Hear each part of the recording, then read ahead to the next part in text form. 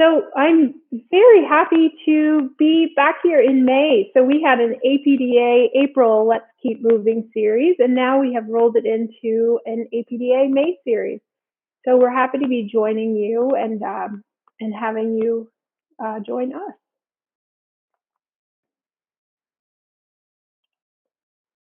Get my slides to advance. So my name is Tammy DeAngelis. For those of you who haven't been to any of our webinars so far, I'm from the Center for Neurorehabilitation at Boston University, and we house the APDA Rehab Resource Center there at the Center for Neurorehab. You can see on this slide we have some social media sites, and it's a good place to check out for resources and information about Parkinson's disease. Today, I'm going to be talking about what the science says about walking for Parkinson's disease. And as if you attended last week's session, it was on a Thursday with our physical therapist, Tim Nordahl. He talked a lot about implementing a walking program. And today I'm going to talk about some of the science behind that and the rationale for the recommendations that we have made.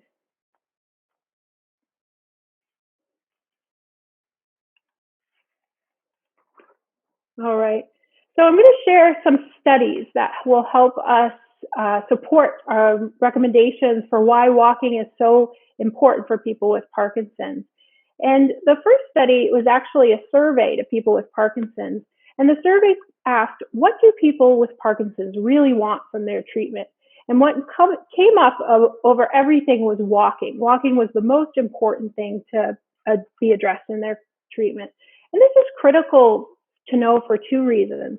For one, we want to make sure we're targeting our treatment approaches to what matters most to people with Parkinson's. And then secondly, we know from other studies that gait is a strong predictor, or difficulty with gait is a strong predictor of quality of life. So people who have more difficulty with their gait may find more difficulty or lower scores on quality of life measures. So it's a very important target area in treatment.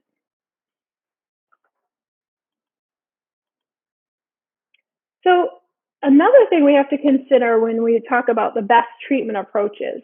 So we often look at both medicine and exercise as sort of the optimizing management of Parkinson's disease.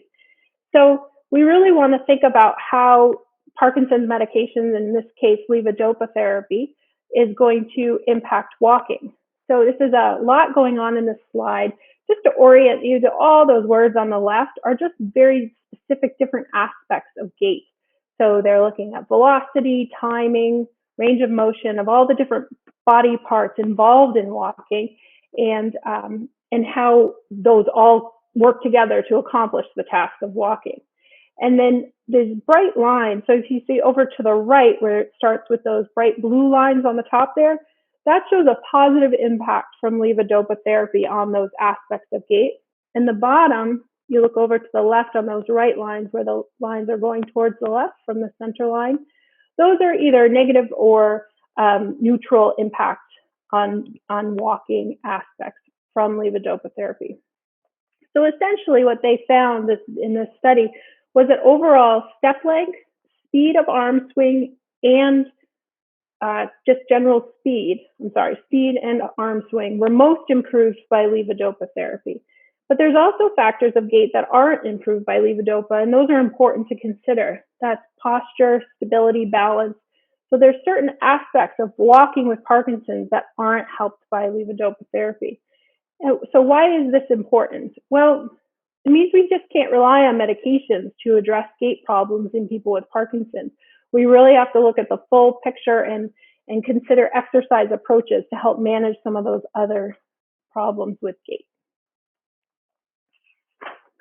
This is a different study that we looked at. It was an observational study, meaning that we asked people just go along their normal lives. We didn't give them an intervention. We didn't give them exercises to do. They would come in and we would take measures and test the measures with them and then say, go off and act as you would normally. So we just observed what they did over the year time.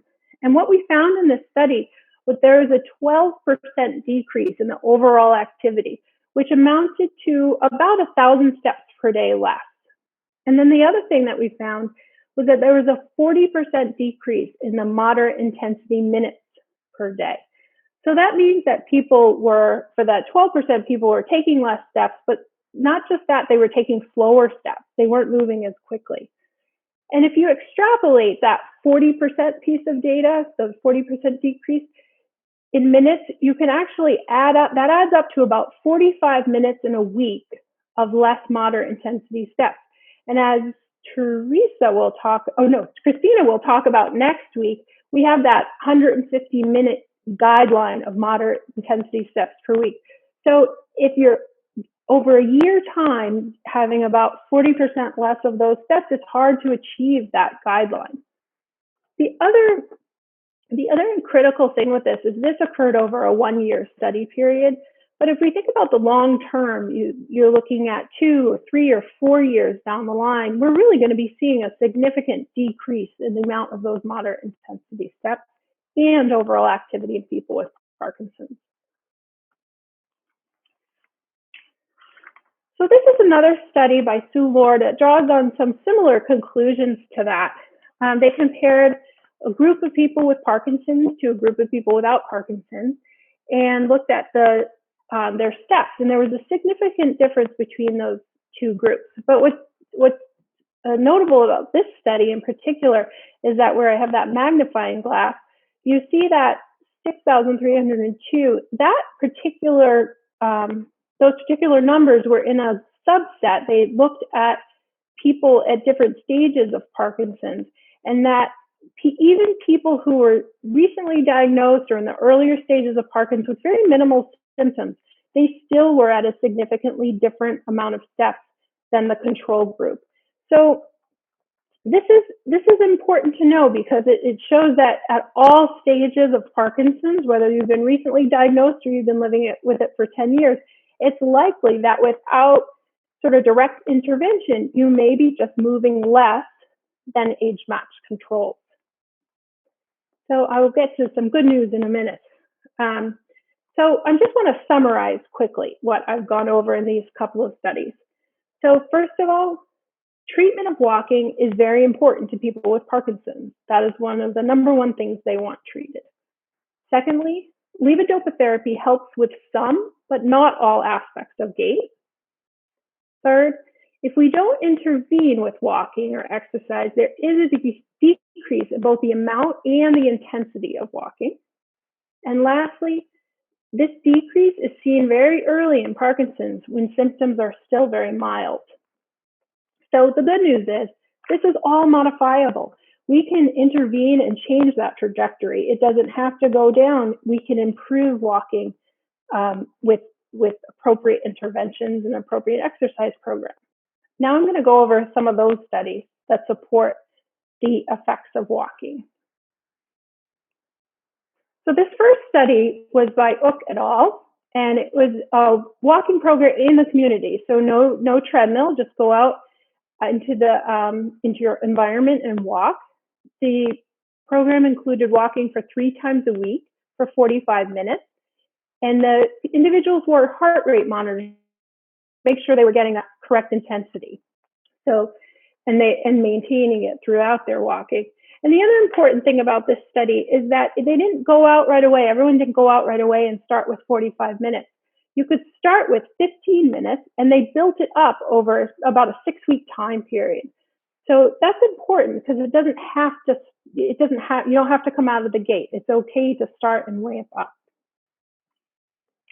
So the results of this study showed that in this group of people with mild to moderate Parkinson's who regularly walked or exercised, they had improvements in motor function, mood, fatigue levels, fitness, some aspects of their thinking abilities, and probably most importantly, quality of life. So this next intervention study that I want to share with you was by Schulman, and it looked at 3 different types of exercise. And there was a lower intensity treadmill training, a higher intensity treadmill training that was a little less time than the lower intensity, and then strengthening and stretching exercises. Now, all 3 exercises had a positive impact on gait. However, the lower intensity treadmill training and the higher intensity treadmill training specifically impacted cardiovascular fitness, while the strengthening and stretching exercises specifically impacted strength. So it's not a huge surprise, but it does give us that the knowledge that it is important that certain exercises are better for certain outcomes. And in all likelihood, that we would consider the fact that it's probably a combination of strengthening and walking at an appropriate intensity will give you the best results. So this was another study I wanted to share with you, and it was actually one we did at Boston University. It was a pilot study, and it was supported by the American Parkinson's Disease Association. And in this study, we looked at we had two exercise programs, but the way we delivered the exercise program was different. So in one group, in the control group, they did their exercise program through a more traditional way of paper and pencil and following their exercises that way. And the mHealth group had a little bit of a supported approach where there was some technology, but there was also motivational strategies, some feedback, and overall some more support. So what this shows us is that you can still benefit from a traditional exercise program, but there might be something to having some motivational strategies involved. And so if we think back, if you hadn't seen it, you can still access it. Christina Colon-Semenza talked about motivation and setting goals. So there is something critical to that, and that is why we include that often in the prescription of these programs.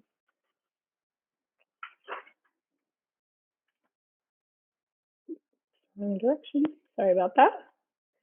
And lastly, so that was a pilot study that I shared on the slide before, and this is actually we're now currently doing a much larger study looking at a similar thing. So we're comparing the delivery mode of the same exercise program, but delivered in two different ways.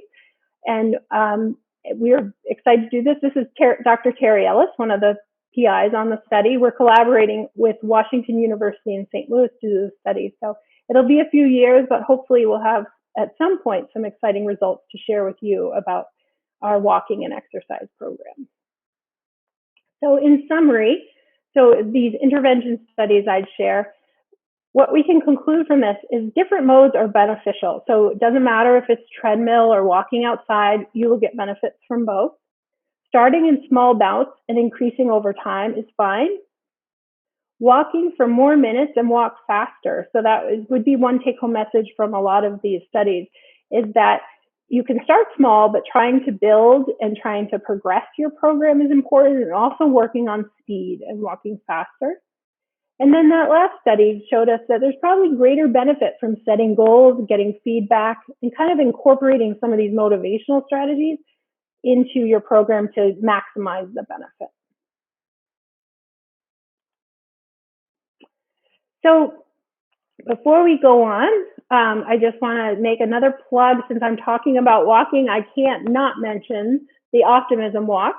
So if you visit the APDA website and you click on the Get Involved tab, someone can correct me in the chat if I'm wrong, but I believe it's the Get Involved tab, and they list out all the Optimism Walks going on, many virtual, some still possibly planned for the fall. So check that out, and that would be a great way to kickstart your walking program. And also, as we've mentioned before, we are available at the APDA National Rehab Resource Center to answer any of your exercise-related questions. We are at 888-606-1688, and would love to hear from you. And in a minute, I'm going to be joined by someone living with Parkinson's who has very successfully implemented a walking program. So we're going to have her share her experience with that. And so Alex, whenever you're ready, you can click on your video and microphone. And I'm just going to finish up while Alex and Christina join us. I'm going to finish up and share with you our upcoming talks in this series. So in next week, Christina is going to share with us about the science behind this 10,000 steps in 150 minutes. The 150 minutes of moderate intensity exercise. And then on the 20th, Teresa is going to talk to us about exercise intensity, how hard to work and why it matters. And then finally, our team is going to wrap up with a sort of panel discussion answering your questions and bringing up some of the topics and helping us transition to this new normal. So at some point when we're no longer under these stay-at-home orders and social distancing to whatever degree we enter back into our new normal, things are probably going to be different. And we can talk about how that might impact exercise routines and how to move forward with that. All right. So, start video. Thank you, Tammy. That was great. I think Alex is going to be joining us in a minute here, but thank you so much for that excellent presentation. The guy locked me out. And so I believe Alex is... Oh, there she is. Great. Hi, Alex. Hi. Thank you for joining us. All right. So we thought with all this talk, we've been talking about what to do for walking. Tim presented last week, and today, hopefully, I made the case for the research behind walking and behind our recommendations. And I just thought it would be helpful for our audience to hear from someone who has successfully implemented a walking program and felt some of the benefits that I talk about with the research. So, Alex, can you tell us a little bit about how you started your walking program and how you felt before you started? Sure. I was recently diagnosed with Parkinson's. I thought originally, way back when, I had rheumatoid arthritis. My movement was getting slower and slower over time. And so when I was diagnosed with Parkinson's, I was a little surprised. I had exercised regularly, but was getting stiffer. And so once I was diagnosed, I got into a walking program with you guys. And I noticed changes pretty much right away. For me, it was a lot more mental than physical. So you guys were giving me tricks about walking. I was unaware that my walking had changed so much until I saw a video of myself walking. So that was shocking for me. My family noticed changes in my walking more so than me. I was walking slower, leaning forward, smaller steps. And it wasn't until I saw a video of myself that I was really surprised how much my walking had changed. Mm-hmm. I don't know if that helps, but. Yeah, no, it's interesting. And it is something that I see in clinical practice too, having more people will say, oh, it doesn't bother me, but it bothers my spouse or it bothers my kids the way I'm walking. And that's common early on. And the biggest fear for me was I was feeling what started was I was very concerned I was going to fall at the beginning. So I just all of a sudden had almost like you are afraid when you get out of a car and it's icy. That was all the time. I would get out of a car and I was sort of very worried about where my feet were. And when I was walking, I was very slow because I was concerned about balance. So for me, when I started walking every day and had some tricks that you guys taught me about walking bigger and sort of swinging my arms more, the balance got better. Okay, great. And how long have you been doing a walking program regularly? Well, with you guys, it's been 3 months. Okay. Go ahead. Go ahead. How quickly do you feel like you started to see some changes that carried over beyond the time of walking into your day-to-day life? I would say it was pretty quick. I would say 2 weeks to a month, but it was sort of tricks. The first couple weeks when I went for a walk, I was told to kind of walk with an MBA swagger. I know that sounds crazy, but sort of to exaggerate my movement, to swing with my arms, and I thought I was looking ridiculous when I was shown how to walk and the difference between what I was normally doing, which I thought was my normal walking, and then I saw a video and I was slower and I was leaned over and I wasn't swinging my arms. And then when I was forced to walk in a specific way, that felt very awkward for about 2 weeks. And then it became sort of normal. Yeah. Okay, that's good to hear. Just to clarify, you weren't forced, right? The recommendation. No, I wasn't forced. No, you guys, it was really helpful No, I'm just instruction teasing.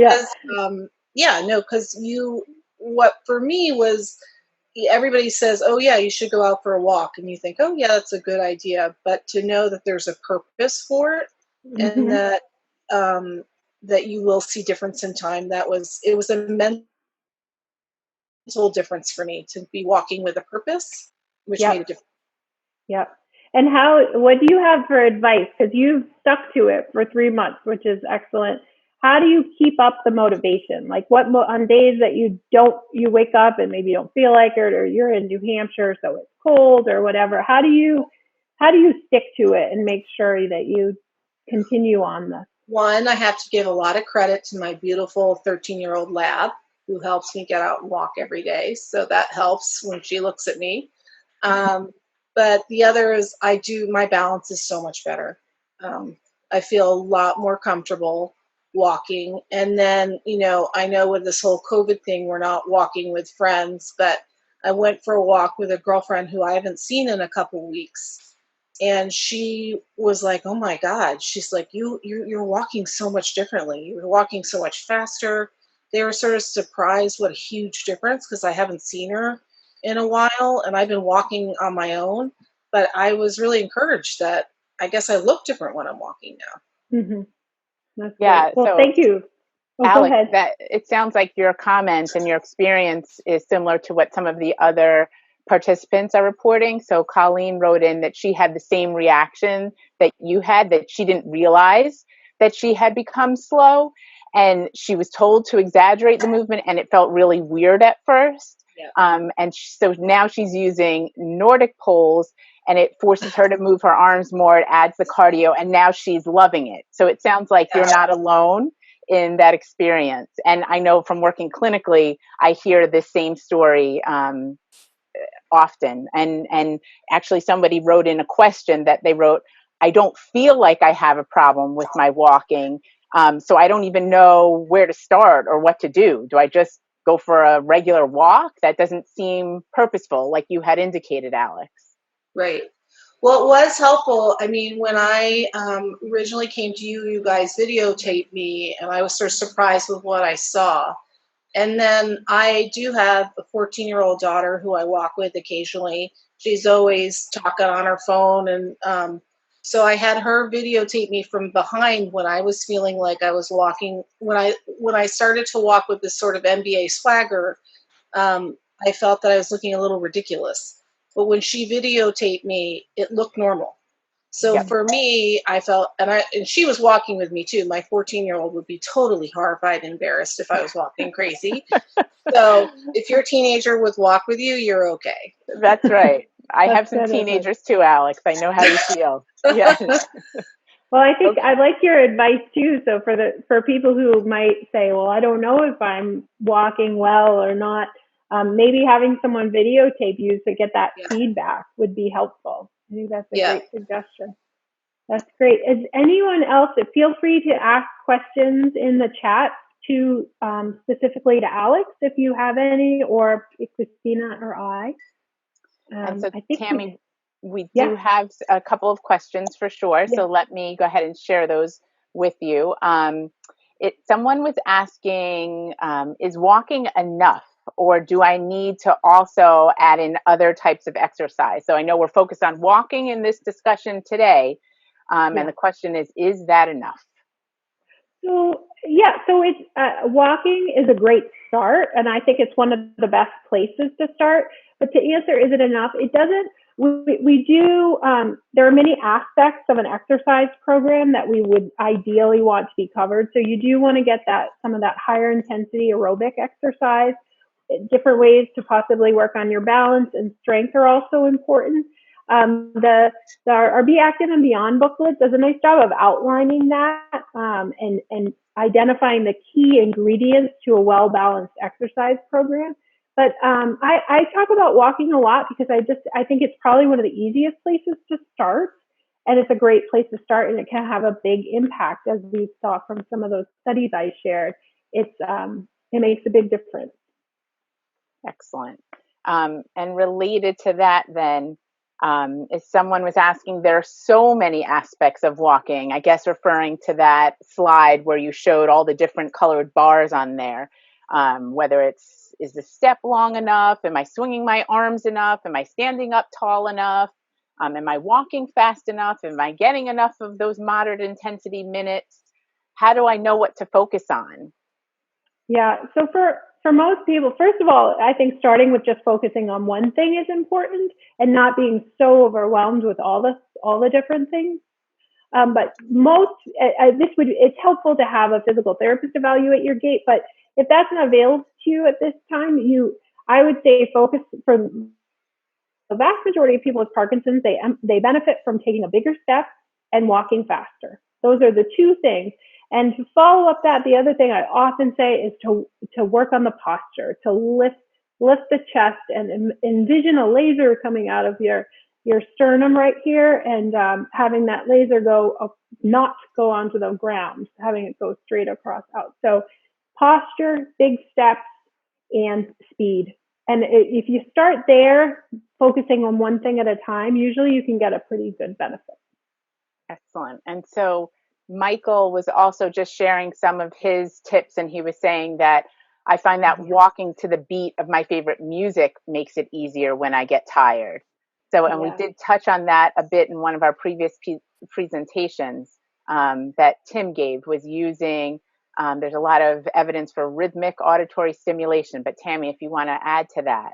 Yeah, no, I agree. I think that's an excellent suggestion, Michael. I think it does. There's a lot of evidence that music helps. We tend to entrain to it, meaning that we kind of match the beat. So in particular, I mean, just listening to music can make you feel happy and enjoy an activity like walking if you don't particularly enjoy it. But also it can actually, if you pick the right beat of music, it can actually help you walk better. There's evidence to that. Awesome. And Nicole from Facebook Live has a comment here. She said she was diagnosed with Parkinson's disease about 3 years ago, and she has tried to do 10,000 steps a day, but someone recently suggested to her that she ups it to 20,000 steps per day. So she said, is this true? Would improving my steps help with pain? Thank you for this information. Oh, that's so the only, I mean, 20,000 steps a day is a lot of steps. Yes, I think I've gotten that at Disney World, I think is the only time years ago.